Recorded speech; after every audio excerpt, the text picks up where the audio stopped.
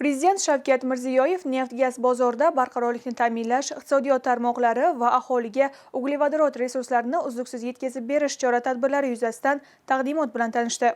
Davlatimiz rahbari neft-gaz bozorida barqarorlikni ta'minlash bo'yicha taqdimot bilan tanishdi.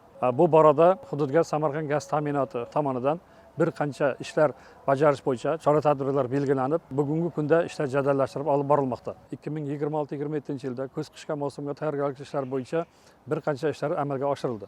Albatta bizni bugungi kunda oldimizda turgan eng katta vazifalarimizdan birinchisi viloyatimiz bo'yicha 16 shahar tumanlarimizni aholi xonadonlarini, ya'ni 357 mingta aholi xonadonlarini 7 mingdan ortiq ulgurji iste'molchilarni kuz-qish mavsumida uzluksiz tabiiy gaz bilan ta'minlab berish vazifasi qo'yilgan. Bu masala bo'yicha 2026-27 yillarda o'zimizga bir qancha chora-tadbirlar o'zimizga belgilab olganmiz.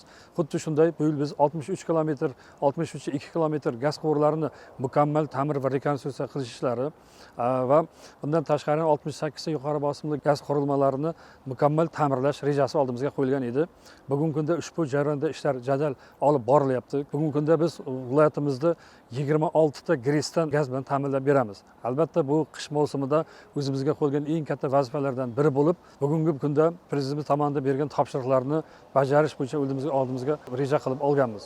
Endi suyultirilgan gaz bo'yicha qisqagina ma'lumot beradigan bo'lsam, suyultirilgan gaz bo'yicha bugungi kunda 550 mingdan ortiq suyultirilgan gaz iste'molchilarimiz mavjud bo'lib, xonadonlarda har birini suyultirilgan gaz ta'minoti bilan ta'minlash bo'yicha bir qancha ishlar joyiga qo'yilgan, xodimlar biriktirilgan, har bir tumanlarda har bir GNPlardan 100 dan ziyod avtotransportlar bilan ta'minlangan suyultirilgan gaz yetkazib berish bo'yicha reja topshiriqlar berilgan. Prezidentimizga bergan topshiriqlardan so'ng albatta chora-tadbirlar belgilab olingan.